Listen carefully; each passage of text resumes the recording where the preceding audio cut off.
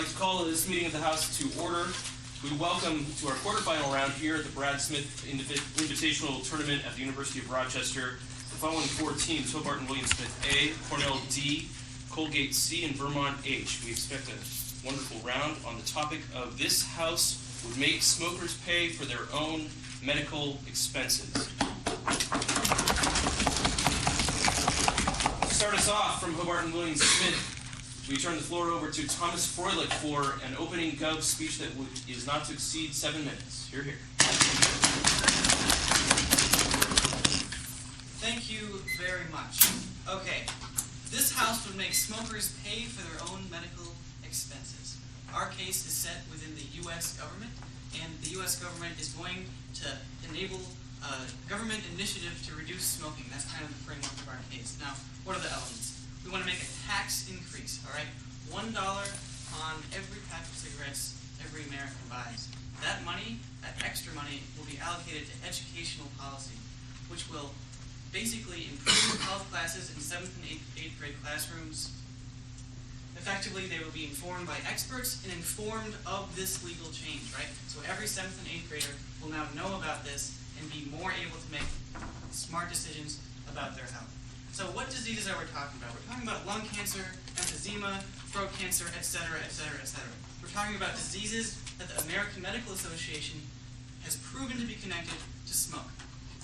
We don't think it's very controversial who is a smoker. No thanks. We think that that's generally clear. We think we make legal decisions all the time about smokers. We think insurance policies really make these decisions also, for example. And we're also going to make sure that we promote helplines, because we think that that will actually improve the decisions that they're going to make. Sure. So under your model, if you smoke one cigarette when you're 17 years old, Yeah, you are a smoker and you will never get healthcare paid. No, that's not true. No, we don't think the line is that blurred. We think that if you're a smoker, you smoke lots of cigarettes. We think if you smoke lots of cigarettes, you're going to get a disease. We think all that is recorded within the medical community when you have a doctor that cares about you. No. We have three independent points. Actually, I'm going to talk about three. My partner will talk about a fourth. The first one is titled Individual Responsibility. We think this is very, very crucial because in America today, we think this is very important. We think that we have a huge emphasis on freedom, a huge emphasis on individual rights. So what does that mean? If we don't do this, we're basically creating a double standard. That double standard is that we think people should be free, able to make their own decisions, however, they're not responsible for the consequences of those decisions. No thanks. We think that people should be held accountable for their own actions. We think that this is actually precedent in history and everyday lives. If you cheat on a test, the government doesn't come in and save you. The government doesn't pay for those mistakes. It happens all the time. If you're an individual and you're making choices, you should be held responsible for the consequences of those choices. Our second point is this plan will save lives and improve the quality of lives. Why will it save lives? Because inevitably, if our plan works a little bit, smoke-related deaths will decrease over time. We think this is definitely a good thing because people will be dying less, leading more fulfilling lives, smoking less. It's all good things, okay? Furthermore, we think there will be less accidental fires. That's minor, but I think it's important. There are lots of fires caused by smoking. That's why insurance premiums go up if you smoke a pipe, for example. No thanks. The next sub-point under saving lives is I just want to talk briefly about kids. All right? I had asthma when I was a kid. My mom smoked for 30 years. I grew up in Denmark a little bit until I was like, I don't know, 5. And everyone smokes there, and I just couldn't be in a room with my family. And what I want to say is that the kids will benefit from this extremely well because of the harmful qualities of secondhand smoke. But you disagree. Okay, just a clarification about your plan. In a socialized system or in a case where Medicaid was being used to cover expenses, if a smoker wanted to have lung surgery, who would pay for that? Would the government pay for it like they would for everybody else, or would the individual be responsible for their own costs? Okay, they would be responsible for their own cost. However, under our case, they're still able to get private insurance, for example. That's perfectly okay. They have to pay for their own medical costs. That's case construct, of course. If they have lung cancer and the American Medical Association, in cooperation with their doctor, deem that that lung cancer is caused by their chronic smoking, then yes, we agree they should pay for their own medical costs. That's the point of the round. So right, kids. Their lives will be improved along with all the adults. So The last thing about this is just a little more emphasis on insurance premiums. Insurance premiums will go down for all the families who wouldn't have quit smoking otherwise, right? We think this is really important because families who smoke, families who are addicted to smoking, they pay more money, right? So this kind of exacerbates, every problem within the economic community in terms of families. If we have our plan, if we ensure that we will reduce smoking over time, then those families are going to be paying less and being able to spend that money on more lucrative things. Sure. As you just pointed out, smoking is very addictive, and your plan only would affect people who have been smoking for a long period of time. Less that they be addicted to it, and then you wouldn't reduce smoking at all because they're already addicted, as you just said. Okay, well, we will reduce smoking because we're actually targeting 7th and 8th graders, right? So in that sense, it's a long-term plan. Furthermore, I think that even if you're addicted to smoking, doing this by increasing taxes, number one, and saying that you have to pay for your own medical costs, will tell a lot of those smokers that they shouldn't smoke anymore. You can't come up here and say that there won't be at least a small amount of smokers who will quit smoking because of this plan. At that point, we have the benefits. They can't tell us why that's wrong. I challenge them to do so. Our last point is that there will be a critical shift from a reactionary medical system to a preventative one. Now, we think this is a really cool point because right now, in the status quo, if you get sick, you go to the doctor for a quick fix, right? It's all about fixing a problem that you don't know about yet. We think this is a bad idea. We think this is very contrary to a healthy lifestyle. We think preventative medicine is the best solution. We think that this supports that shift in America. Why is it so bad? It costs so much money. This is about money. This is about rights and it's about money, right? If you go to the doctor with a disease, with some sort of ailment, you're looking to get it fixed. That costs a lot of money. If you're educated, if you know how to preventatively avoid those diseases, such as smoke-related diseases, then you don't have to go to the doctor. You're happier. You don't have to pay that money. That's really important. We think that education and a positive government message, like the one we're sending, will foster this reflective lifestyle. We think that if we tell the 7th and 8th graders this, they're going to lead healthier lives. Their kids are going to lead healthier lives, and the adults right now will be more likely to shift their lives into this preventative lifestyle. Take an example. Abortion is not a form of birth control, okay? It's believed to be so in a lot of countries. That's a quick fix in the medical community. We think that's not a good idea. We think that's perfectly analogous to our case. For all those reasons, we proudly propose. We now call to the lectern the first speaker for the opposition, Lindsay Cornell. Thank you, Speaker.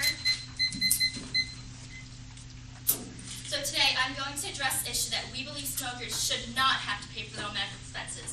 And to first outline this, I'm going to rebut some of the cases made by the government side, as well as bring up some new matter and arguments, which go along the overlying theme that targeting smoking alone is not going to work.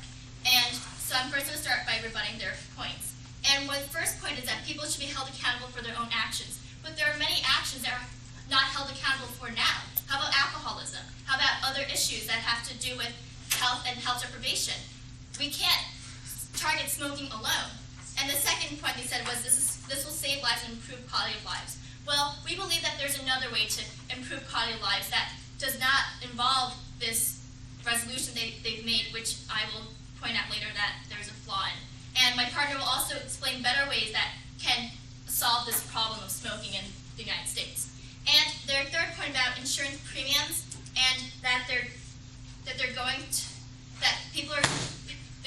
prevent other insurers from paying more money because smokers are getting higher insurance policies. Well, smokers already pay higher insurance premiums. That's one of the prerequisites that they have to go account for when they're filling out their insurance forms.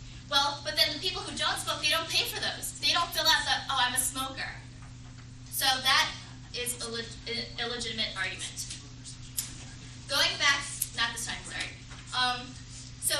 to their resolution, it is flawed in the way that they're trying to fill this hole about smoking in a way where they're trying to fix education and taxes, but that can't be effective, and I will tell you why.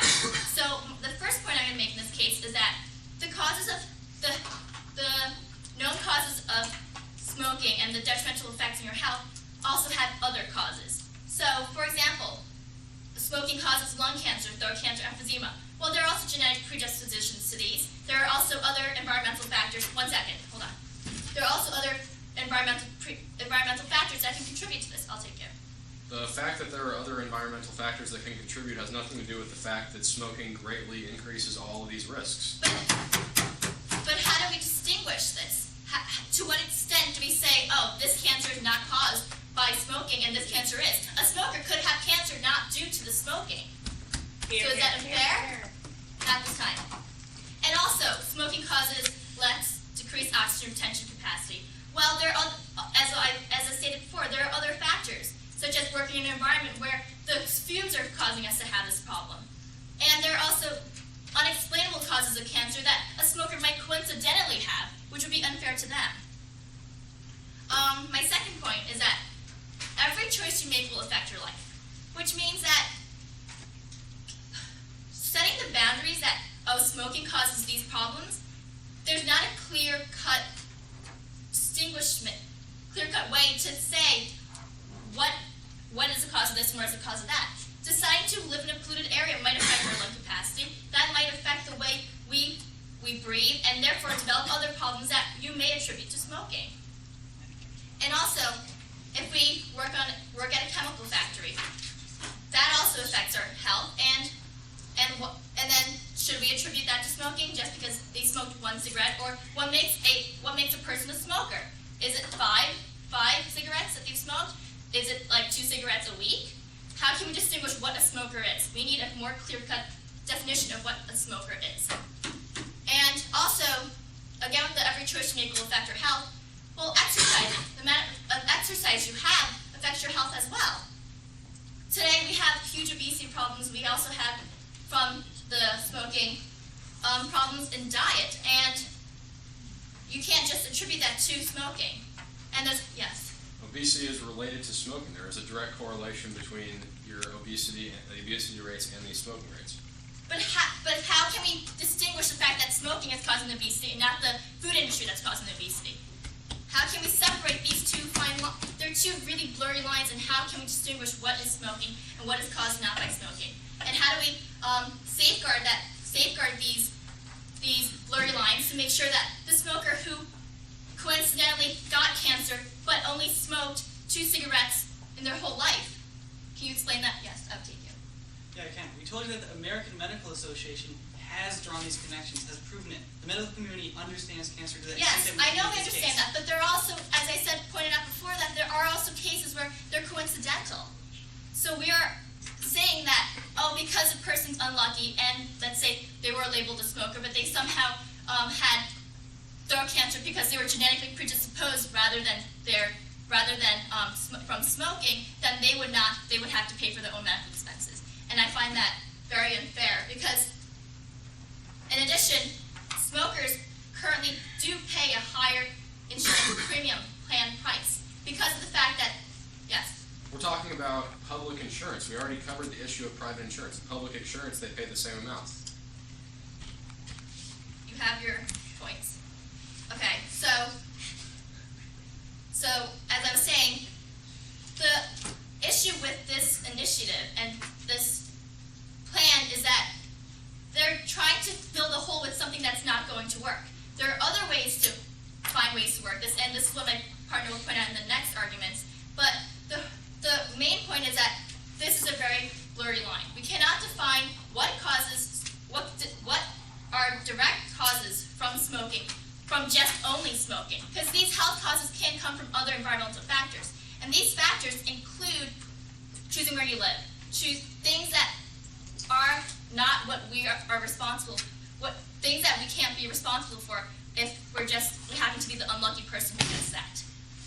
And so, to summarize my arguments, I'm just going to say that the problem with their plan is that it's not going to address this issue in an effective manner to curb this smoking or this smoking epidemic that's helping the United States, and that this is a hard way to distinguish what causes these diseases and what doesn't. Thank you.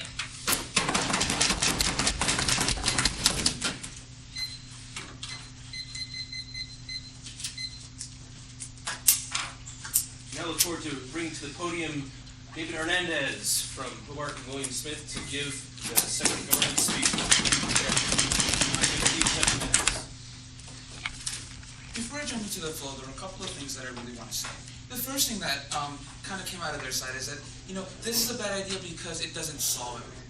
I have two responses to this. The first response I have to this is that we don't need to solve everything. We can solve this. The second response that I have, and we actually talked about it when we were dealing with our case construct, maybe we should include everything, alcoholism, fast food.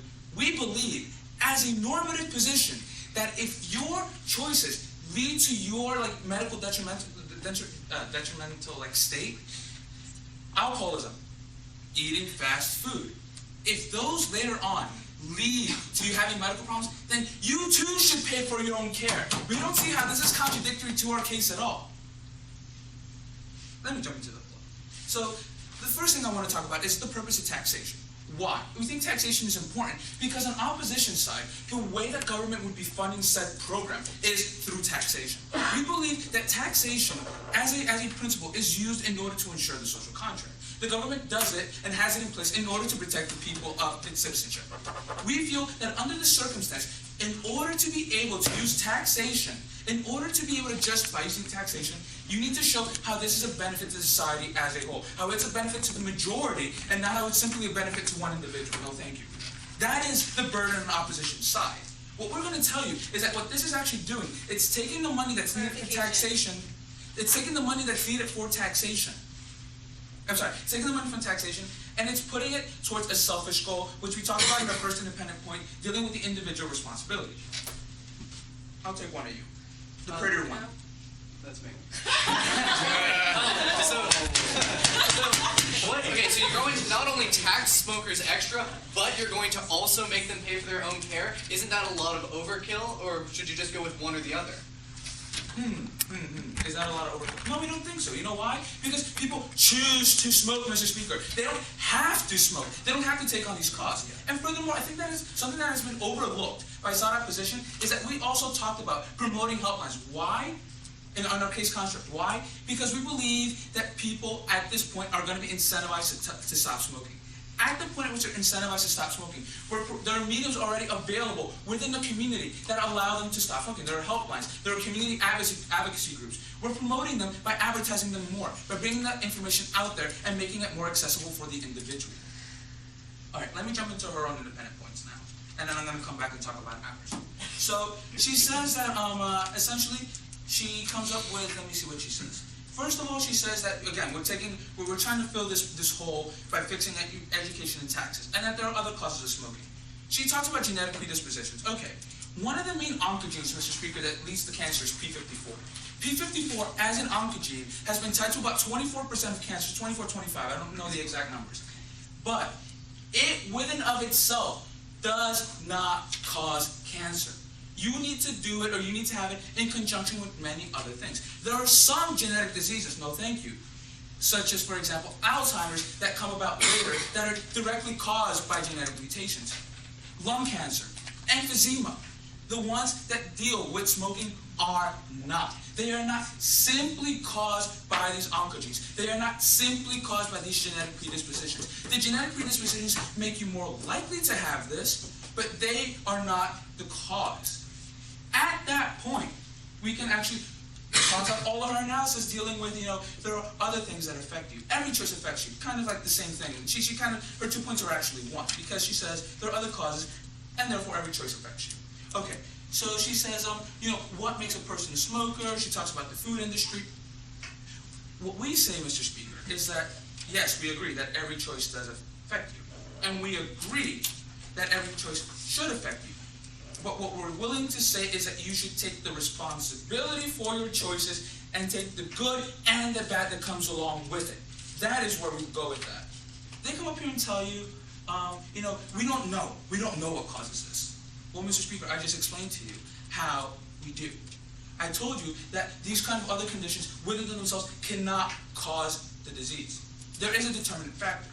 She comes up and gives the kind of example. What about people who work under fumes? Well, Mr. Speaker, they're probably making a very bad decision then if they choose to smoke.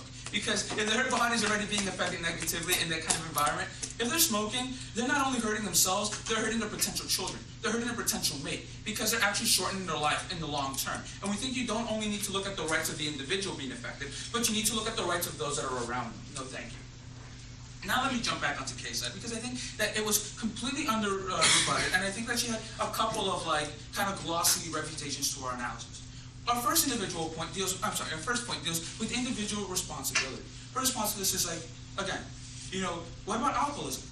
What about what about this sort of situation? Do we curtail it then? Do we do it then and now?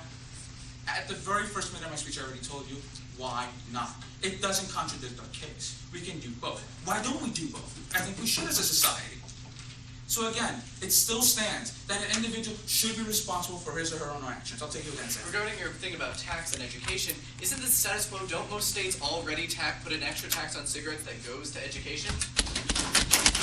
Okay, I think you again missed what my partner said in his opening speech. The problem with the education now is that it's being put forth by the teachers. He explicitly mentioned that it would no longer be the teachers, but health experts on tobacco, Mr. Speaker. At that point, we can bring a much better system of education, not only informing about the conditions, but informing about the new changes in said law, which provides a further deterrent, which is not actually available under the status quo, making the education that much more prevalent. Okay, let me move on.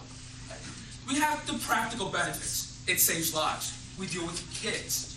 Insurance premiums will go down. These are benefits which were not tackled at all under their side, because we already pay higher premiums because they're smokers. Yes. So maybe, they're choosing between their cigarette and their child, Mr. Speaker. At that point, we think that maybe they're making the wrong choice. And we think that, they can still choose to do that, but maybe we should make it more difficult for them to do so. Because, again, under the social contract, we have a responsibility to these children. But furthermore, her analysis actually doesn't refute our dealing with the insurance premiums, because if people stop smoking, then their premiums will go down. That money can be targeted towards other things as well. And lastly, we told you about the whole preventative versus reactionary system of medicine, how this was going to be wonderful. We actually got no response to this at all. No response. Thank you.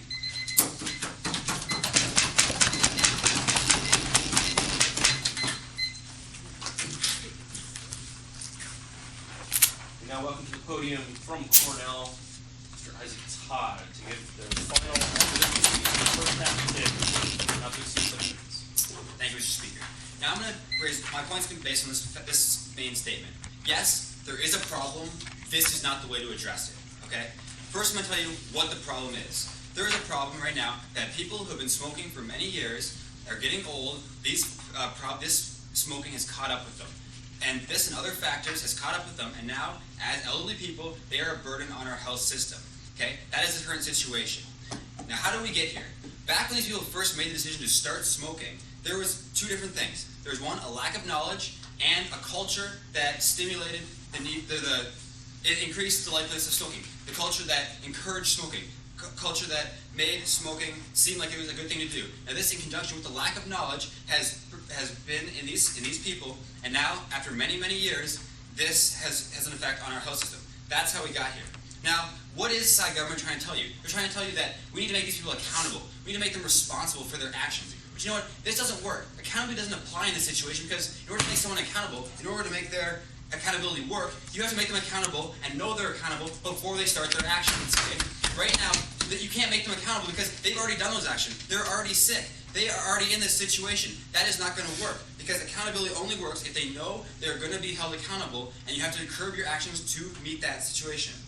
Now, because they're going to say that, yes, but kids who haven't started smoking yet are going to feel that they have to be held accountable, this is not true, though. Because kids and young people who, when they start smoking, people who are in their late teens, early 20s, that's when most people start smoking, they're not thinking that in 50 years I might get sick because of this. That's just not a reality. People who start smoking now don't consider that factor. So this is really not going to make those people accountable. No thank you. Because it's just too far in advance, and it's just too small an issue for those students now, and for those people now. So we need to focus on things that are more of an issue for those people. Yes. Isn't that the problem? Isn't that why we should put a greater emphasis on preventative medicine, for example? Right. But your way of doing this is wrong. Your way of doing this is not going to be effective. Your way of doing this is saying that something in the very, very remote future, this might have an effect on you. What we're going to tell you is there are better ways to do it. There are better ways to do this. And you actually, in your point, said that this is the good thing to do. We're going to tell you what things we should be doing, and you kind of alluded to this. But what you said kind of you realize there's a hole in your argument, and you try to cover this up. Now, no point. That idea that you would take taxes and put it into educational fund, you kind of realize that there is a huge hole in this. That your accountability idea wouldn't really work. That's why you kind of try to target that. We're going to tell you that that is the real issue. This making people pay for their own health care is not the issue. It's not going to help. But people educating and changing the culture is what will work. Okay? So we think we should focus more on changing the current culture for youth and for the people who are actually going to start smoking. Because that is what's really going to change and really going to affect our health system in the future. We need to put more emphasis on the education, and we do have high taxes on this. We do have high taxes on cigarettes and cigarette purchases, as my partner pointed out. And we think this is going to education. This is helping. This is the right way to do it. And you've only kind of furthered this thing that we're already doing, but it's not really part of your point yet. Disincentivizing smoking will change the culture. Your small harms are unique to a transition period. We haven't talked about the long term. We've already told you that in this situation, your idea of accountability will not work in the long term because first of all, because people who need to be held accountable or for who this could make an effect are not going to be thinking about those factors because it is too far in advance. Because those factors are not going to apply to them. They don't care about that. A person who is perfectly healthy in their early 20s, who thinks that smoking is cool, who thinks that smoking is a sexual activity that makes them give higher status, which is what started in the first place, which is why this problem exists, because of that culture, that is not what is going to play out. That's what's going to affect it, the culture. And we think that we should need to address this culture, and that's what we have been doing. We have seen a change in that culture, which is why we've seen a change in the amount of people smoking early on. But what you're trying to address is people that already have been smoking for a long period of time. What you're focusing on is people that are already in that elder age group, who are already having the effect on the health system, and we're saying your model will not address this. It just won't address it. So what else have you talked about? You talked about how this is going to save lives. Okay, this will not save lives because, as we pointed out, by not curbing the smoking, since you won't curb the smoking, you will not save lives. Because at this current point, people who are already in this situation, people who are put the burden on the health system, which is what you're trying to target, it's not going to affect their lives. Because they're already been affected by all these different things. The combination of smoking, as well as other genetic factors, and things like that, as my partner pointed out. So those people that you're actually going to kill lives because those people who need the health care right now are not going to be able to get it because you're going to make them pay for it. And a lot of those people cannot pay for it. They simply can't. So they're not going to be able to get that health care under your system. We think that's bad. So, sure. It's not just people with cancer and kids. There are people in between. What about those people? You can't say there's one or the other. You're right. There is a transition. We're saying the people who are younger and more predisposed to that, who are currently healthy, who are currently need to be educated and need to be influenced by this cultural change, and the people who are older, who have already been influenced by this and who your plan will not affect. That's what we're saying. We're not saying you have to be under 25 or over 60. That's not what we're saying. We're saying there is two different kind of groups, the group that we can change and the group that we can't. And you're trying to change the group that we can't fix with methods that could be applied to the younger generation. See, but there are better ways to go about that. And we think that by focusing on education and culture, this will change it, and that's what your model doesn't address. You focus on the accountability, which does not work. So what did my partner say? My partner said that that there are other factors involved with this. And I think that's a good point, because I think it's pretty safe to say that we don't know all the causes of cancer. We don't know all the causes of emphysema, of these different things. And we think that by just solely focusing on smoking, that really limits, really puts a singular limit on what actually causes these things. And we think that that's unfair to people who might have only smoked a small amount, which is also another debatable point. How much is actually smoking? You haven't really clarified that at all, because I think that does play a huge role in this. How much smoking is being a smoker? You haven't clarified that. And it also plays a role because based on these predispositions that my partners pointed out, genetics, the amount that you the amount that you have smoked really plays a huge role, or you play in conjunction with this. If you are predisposed, if you have genetic things that make you susceptible to these diseases, then a smaller amount of cigarettes and tobacco will affect this. So because there are so many different areas, because accountability will not work, we strongly oppose.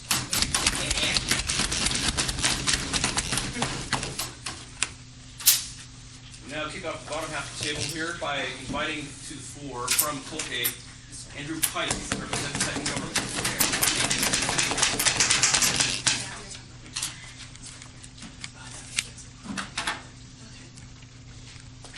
Before I get into my constructive points, I'm just going to go into a couple of points rebuttal of what the Deputy Leader of the Opposition just said. And I'd like to go first into his point about how there are people who will not be affected by the educational program and therefore should not have to suffer not being able to get government coverage for their various ailments relating to their smoking. I'd like to point out to the Deputy Leader of the Opposition that, in fact, people have known about the detrimental effects of smoking for over 4 decades. Since the Surgeon General's report came out in the mid-1960s, people have known that there is a concrete, indisputable link between smoking and getting various different kinds of diseases. In fact, if you include the confidential tobacco company memos that the public was never supposed to see, that in fact date from all the way back into the 40s and 50s, people have known about this for well over half a century. There is no way that anyone alive today, elderly or not, can claim ignorance saying, "Oh my God, I didn't know that I was going to get sick as I smoke." You know what? People have known about this for so long that it's simply indisputable. Now, we're trying to get, no thank you, what we're going to try and do with the education program is give the next generation of our children another serious leg up to help them combat this, but just because, no thank you, but just because the previous generation did not have this, they still cannot plead ignorance. They're adults, they know how to read the newspaper, they know it's out there, they can't just ignore this threat. My second point, he said that education is not going to help because smoking is sexy and they're not going to be swayed by this. The point of the matter is that if you educate someone, it's going to put something in their head and it's going to allow them to think about the future. They're not, just because there's going to be other cultural influences that make them want to smoke doesn't mean that it's going to negate the educational benefit. The benefit is still going to be there working against the cultural influence to smoke, which are in fact, the cultural influences are going to be doubly decreased by this educational program because, I'll take you in a minute, because the cultural influences will be decreased because the educational program will make less people want to smoke and thus make smoking less sexy in the long term. Yes, so here's my common question. First of all, if everybody already knows that smoking is bad for them, what is telling kids again going to do? And second, what does education have to do with paying for their health care? Because okay, I'm going to go for your question backwards. What does education have to do with someone telling them about their health care? Because if people know that something is going to hurt them if they do it, the government should have less of a responsibility to have to pay for it. Shame. Actually, and because it was such a long compound question, I've actually forgotten the first part. Could you restate it, please? Yes, sir. If people already know that smoking is bad, if everyone already knows, then what yes, is more education going to do? Thank you very much. More education is always a good thing. Repetition is the mother of all knowledge. If you say something, look at politicians. If you say something over and over again, chances are people will believe it. You know, if you keep on, and that's not to say that smoking doesn't cause problems. It in fact does. We all know that it does. But if you keep on pounding it into people's heads over the course of their lifetime, it's going to help them in the long run. But to get into my constructive points, I'd like to expand upon the first government's part about how this represents a kind of social contract. We all know that smoking is, in fact, the single biggest health risk that anyone can take. Now, if there are citizens of the United States, and in fact throughout the world, folks in the U.S. today, if there are people in the United States who are knowingly putting themselves at risk for a problem that we have known about for over 40 years, why should we make the vast majority of the population, no thank you, who does not smoke have to pay for it? I mean, it's like if I told one of you that if you go walk in front of it's like if I told one of you that going and jumping off a bridge would probably kill you, and I told you, you know what, it's really going to be bad for you, and I'm not going to be able to come and get you if you go and do this really bad thing, and then they go ahead and do it, why should I have to be obligated to do it? Because I gave them more than a fair warning about what the effects are going to be. It's a social contract. When you tell someone not to do something and then they go ahead and do it, you no longer have the responsibility to help out. At least that's what the government thinks here today. But you would disagree, sir. That's exactly what my point was. You just said that you have to tell them to make them accountable before the action. These people have already been taking those actions, so making them accountable now will not solve it. That's what I just said. But as I've said, people have known about this for a very, very long time, since the 1960s. There's no way people can plead ignorance today. No, thank you. So, we're going on to my second point about the economics of this issue. Now,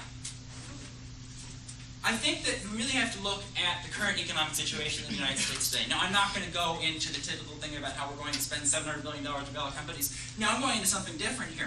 The fact is that the United States is currently talking about economic problems beyond the financial crisis. We're dealing with inflation of the price of commodities, various different goods, gasoline, oil, etc. Things that actually have a much more concrete effect on the everyday operations of families throughout America. They directly confront Main Street, if you will, not just Wall Street. Now, health insurance premiums in the United States are among the highest anywhere in the world. Any step we can take to decrease those health insurance premiums by passing the government's plan and making smoking less of a problem throughout the United States would in fact free up more money for all the families in America that need their money to pay for things like milk, bread, gasoline for their cars, etc., to be able to go out and improve our economy and give a more solid foundation, no thank you, for the goods and services that we need to provide.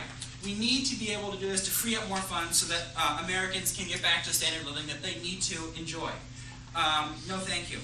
But thirdly and finally, I'd like to go into the issue of how we need to actually follow the private insurance industry's lead. As Ronald Reagan said, government is not the solution to the problem, government is the problem.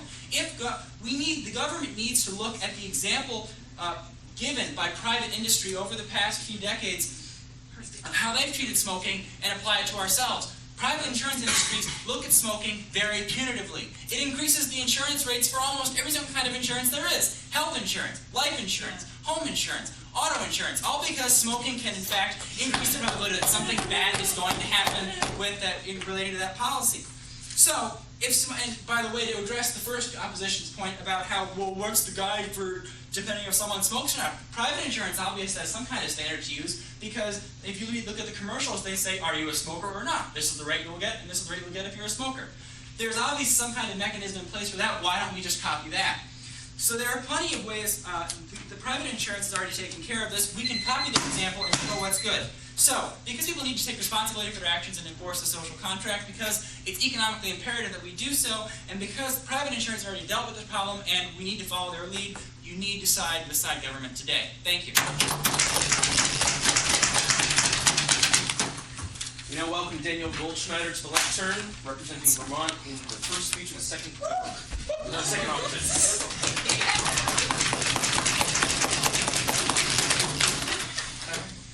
Oh, yeah, sweet, thank you. Don't know what I mean. Shame, baby. Bad term, I'm sorry. That's fine.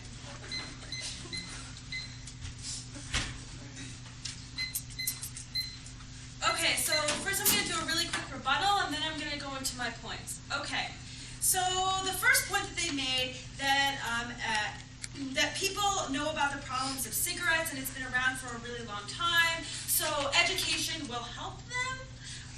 Everyone knows that it's dangerous, and people still do it, and that's why education is not going to work. Not to mention the fact that we know that it causes cancer. If cancer doesn't stop people, isn't a deterrent, then what is? If you're not stopping cancer, clearly education is not going to work.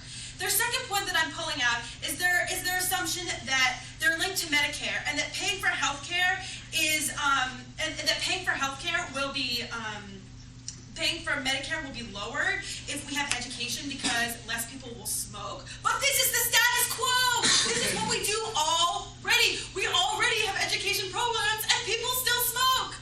And then I would also like to do their last argument, which is, no thank you, which says, and you were out of order, which says that premiums go up, no thank you, that premiums go up because of smoking. But that happens because of all sick people. Under the proposition, they would like to get rid of all sick people. For example, if you have diabetes, your premium goes up. No thank you.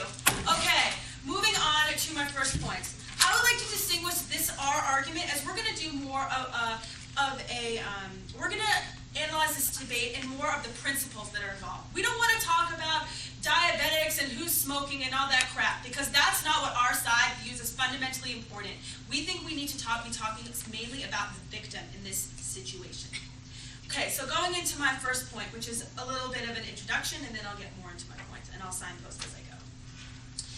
In our society, especially in certain areas of our lives, there are certain flash points in our lives when we smoke cigarettes. Not because we like smoking, because of the social way that it has been marketed. For example, in movies, it's a huge thing. And it's not even that they're saying cigarettes are cool, it's more just saying that it is an acceptable action because it always happens in movies. But even more than that, I don't think that we can discriminate against victims. If you get a lung disease from pollution or lung disease from the corporate cigarette industries, because eventually all victims could potentially be blamed for their actions, right? So you get in a car accident, perhaps you should have been driving slowly. Where do we draw the line when it comes to defining the victim? Okay, sit down. So my first point is going to go into the philosophy of blaming the victim. Government precedent is for blaming the victim. Governments have gone into the habit of saying, you make your problem, so now you can fix it. And obviously, if the government doesn't do anything to completely stop the cigarette industry, which we already know is harmful, then clearly it is not only the individual's fault. When you have a population in need, the government must side with the victim, because that is where our solvency stems from. If a government is complicit when a government doesn't stand by the victim, they're being complicit with the cigarette industry. Okay, when they don't stand with the victim, when they don't say that this is a problem, they're eventually saying it's okay. And even more, the principle of government is that we should band together and take care of a problem of society collectively to fix it. We cannot abandon the individual for our own making, right? Society props it up. The government doesn't outright ban the cigarette industry, and in fact, we allow it in our culture and even embellish it. If the government doesn't stand with the victim, then they're standing with the cigarette industry. This can be seen even more in our culture with slogans like buyer beware, that say, whatever choice you make is your own fault. You're completely alone when you mess up. Maybe if the buyer should beware, the product shouldn't be out there in the first place. Do we want a society where we're always on our own, where our government just doesn't stand by us when we become victims of society's own making? My second point is the reverse social contract. We live under the assumption that the government will protect us, and therefore we make certain decisions based on that assumption that the government is going to take care of us. In the 50s, people smoked under the assumption that the government would allow anything that was harmful. Unless we ensure that this faith in government is true and they uphold their end of it, then people will make bad decisions. We believe that the Surgeon General's warning is good and that education is good and has saved lives because it accepts that the government has a role in protecting us, right? No, thank you. The bottom line is that under the proposition ideology, you are just on your own, which has allowed smoking to thrive in the first place, right? The government doesn't take enough of a role, okay? Here is the principle at hand. I'll take you in a minute. Here's the principle at hand. In a society where the government doesn't stand by the victim, they're fundamentally standing by the oppressor. There is no neutral ground on this issue. Yes? But isn't the government already taking action against these cigarette companies that you're talking about? Like forcing major cigarette companies, aka Philip Morris USA, to run ads against their own product. Yeah, by doing regulations, we can see that the government plays a role in either endorsing or denying smoking. The moment we don't side with the victim, we are agreeing with the behavior of the cigarette industry, right? So we believe that these regulations are good. We think they're great. We think we should do more of them. But this debate is not about regulation and it's not about education. It's about paying for Medicare. It's about siding with the victim. That is what this debate is about. No, thank you. I'm sorry. And so fundamentally, when you as judges sit down to decide your case, you need to not look at this like these little buzzing bees that talk about smoking good, smoking bad, right? You need to look at the fundamental issues of the debate. And those fundamental issues come down to how we treat the victim in this situation. How we either discriminate against them or endorse them. Because when we make a discrimination against the victim, like I said in my first point, we can always say they should have had better behavior, they should have done this, they should have done that, but that's not really the point. The point of our government is to protect.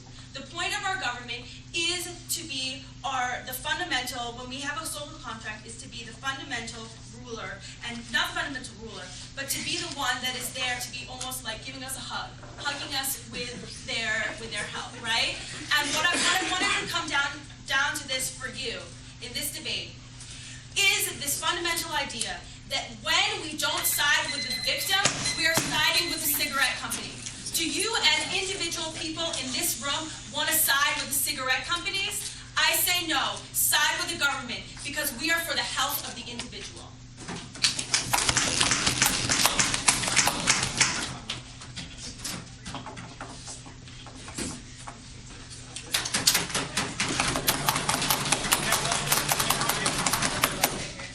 We now welcome to the podium Travis Steele to provide the government whip speech, not to exceed 7 minutes. Thank you. Now, I have 4 constructive points that are going to kind of sum up the debate for us, but before I get to those, I just want to give a little bit of rebuttal because that was one of the most contradictory speeches I've heard. One, our first point was that education will not help anyone. What's the point of education? Well, the problem right now is that we have the wrong people giving the kids education. We have teachers who the kids then see going outside to smoke cigarettes, teaching the kids about not smoking. Is that the people we want to teach them about not smoking?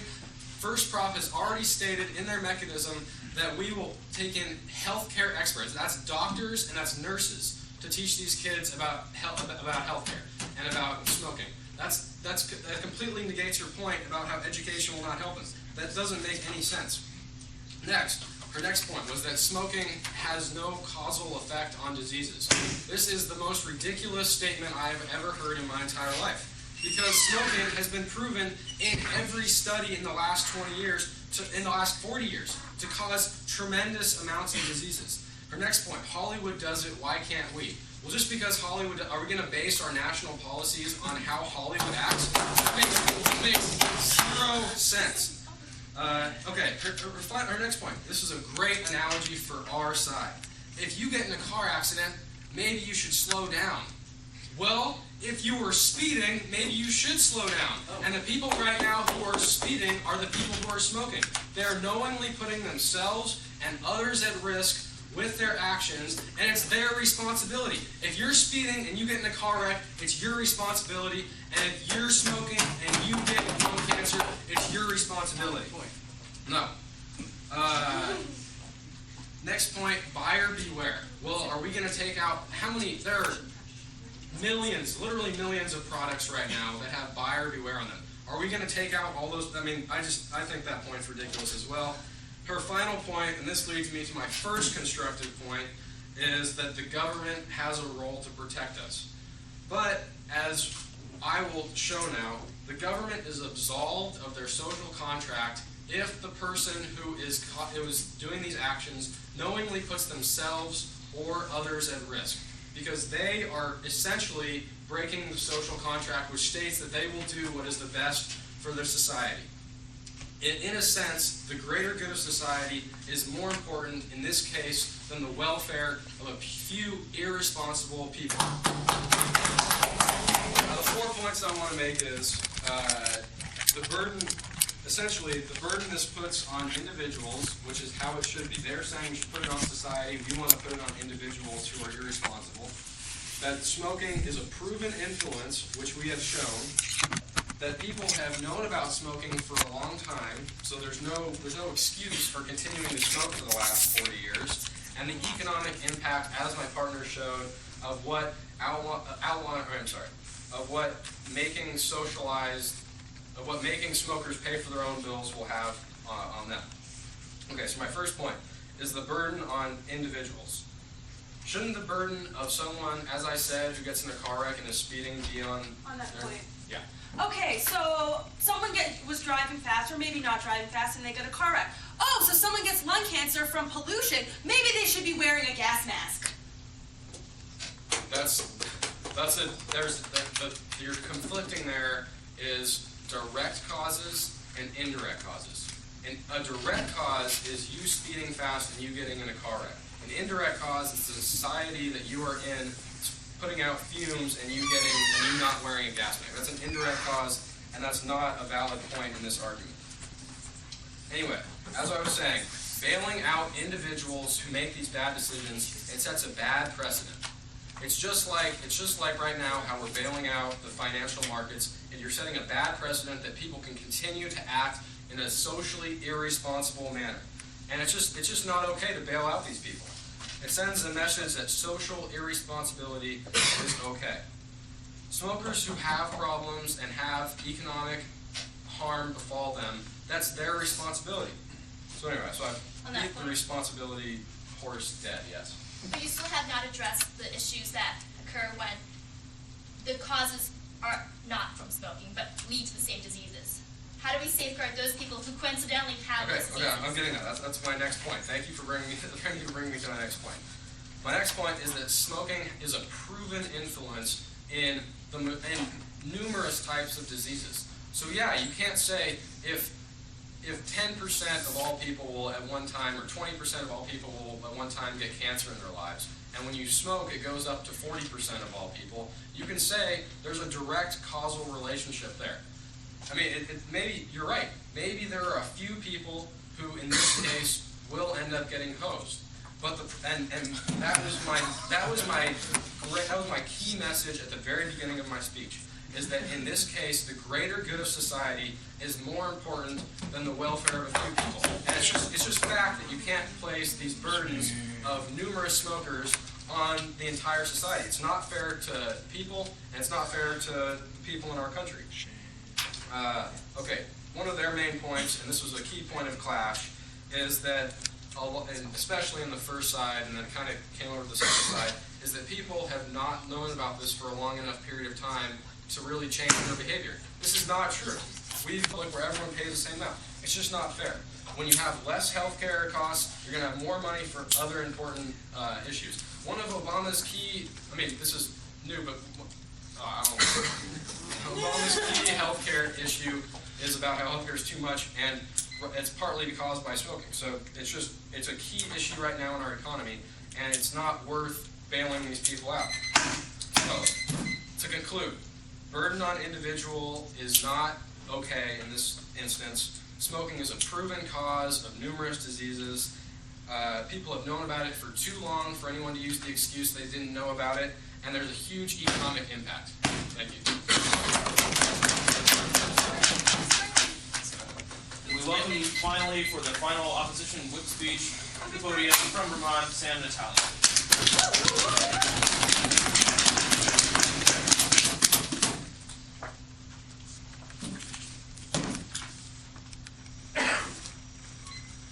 Let's say that Aunt Jan's lying on the bed.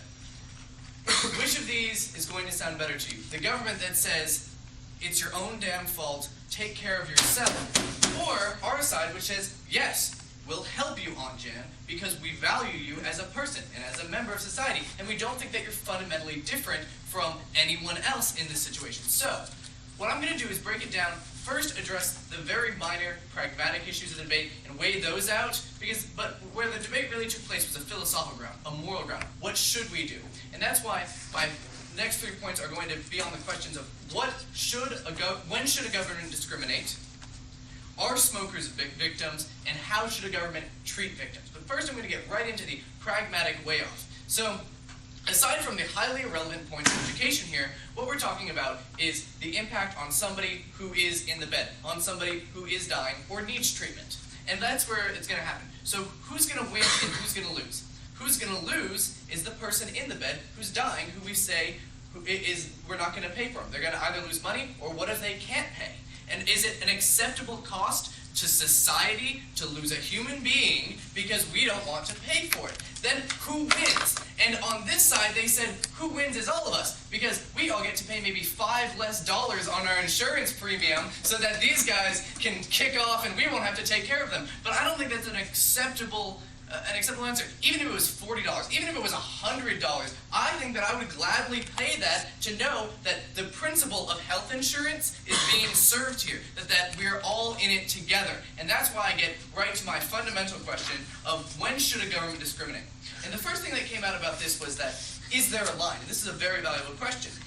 What defines a smoker? If I smoked a year in high school and then quit, is that going to be enough to change my health and bar me from treatment? And why should someone who smokes 1 cigarette a day be in the same boat fundamentally as someone who smokes 3 packs a day? Now, this is something that's really not a bright line, and when you're talking about denying someone a right to health care, there has to be a pretty clear distinction. Yes, sir? But they're not in the same boat, because a person who smokes 3 packs a day is more likely to get a disease. But that's the thing, is that that's the second point. We have no way to differentiate between what is caused by smoking. Now, we can say probabilistically, if you get lung cancer, there's a greater chance that the smoking caused it, but we don't know that. So are you going to deny someone wrongly, and are you going to be willing to take their risk? Then they said that there's the insurance precedent, but insurance policies are intrinsically designed to make money, and that's not a good policy for the government to follow. So then there's the question of what treatment can a government heap upon somebody who they decide to discriminate against? Because maybe there's good times to discriminate. Well, first of all, they're not only going to tax them extra, which they already do. I don't know if there are any smokers in the room, but they already tax the heck out of cigarettes. And then, on top of that, you're going to deny them treatment. You're going to make them pay for their own. And is this fair to say to someone that you are fundamentally different enough that we no longer recognize your right to the protection of the government? It's completely morally reprehensible. And we've seen this in the multiple examples my partner brought up. Would you accept this in anything else? Would you accept this for a car accident driver and say that maybe you should have looked before you got blindsided by the guy who T-boned you? Maybe you should have been driving a safer car. Do we say that? No, because that's wrong. Do we say this to people working in hazardous professions? People who might be breathing in dangerous fumes? Or should you just have not taken that job? It's your own damn fault. Or would we say this for people who work in a dangerous sport or partake in something that they enjoy, but we don't discriminate against them because we don't think that's fundamentally different? Taking care of each other is a fundamental right, and we believe that that should be accepted. So then the question of, are smokers victims? And they never said that they weren't. They said that it was a product of choice, but we say that it's really 3 factors that really make smokers victims. First of all, they're victims of a predatory advertising campaign. They target youth, they use money, and they use money and advertisements. They use unethical devices to attack my sense of self-worth during my prepubescent crisis, and that's why I had some cigarettes in middle school. But in this way, yes, I had a choice, but I was also a victim. And the second thing is a culture that necessitates it. Smoking isn't as black as white as a good or bad decision. Fitting in with a social group is actually something quite important when you're young. And when you're older, if you figure out that all of the major decisions are made on the cigarette breaks, it might be a very good idea for you to smoke in the short term. And so in this way, you're victims of your culture. The third thing is that you're victims of the government if the government turns a blind eye toward you. If a government has the possibility to stop you from dying, and they do not, they are as morally responsible as the person or institution that put you in that situation in the first place. So we can clearly see that they're victims. Will you disagree quickly? You keep on failing to recognize that this is going to prevent new people from smoking and thus save lives over the long term. All right, this is the idea of education, which I'm not even addressing because it has no place in this debate. It's the status quo already. Because first of all, okay, you're using taxes. You're using taxes to fund something different. And they're saying that it's going to work, but they haven't proved it's going to the status quo. They say the problem with education is that the teachers all smoke, or that they don't know enough about smoking, but my health teacher was a saint, and it didn't work. And the problem is that we all, as this person said, we all know it's bad. And as my partner said, if cancer isn't enough to stop you, then how is either being more educated or having your insurance premiums jacked up going to deter you if the threat of dying won't? So, the third question is, once we accept that they're victims on 3 counts, what should the government do with the victim? And a duty to victims. This is my partner's point. This is where the moral ground takes place. The principle my partner outlined is that a just government would take care of us and that we take care of one another. This you're alone neocon argument is not only morally hazardous, but wildly inefficient and disproportionately advantage those who already have the funds to take care of themselves. It's fundamentally different to put someone who can't pay for their health insurance in the same boat as someone who can and say that it's all equal because you should all take care of yourself. And besides that, this is the fundamental thing. If they accept that the government has a duty to protect. That's why they want education. That's why they want things like the Surgeon General's warning. Once you accept that the government has a duty to protect people, why not go all the way? Why not protect their lives by funding their health care? So the bottom line here is the question of who's going to win, who's going to lose, and clearly a lot more people are going to lose than who are going to win in this some minor trivial sense. And the second thing is, where should the government lie, and what should the government take towards the victims? We side with the victims. And I think you should too. Thank you.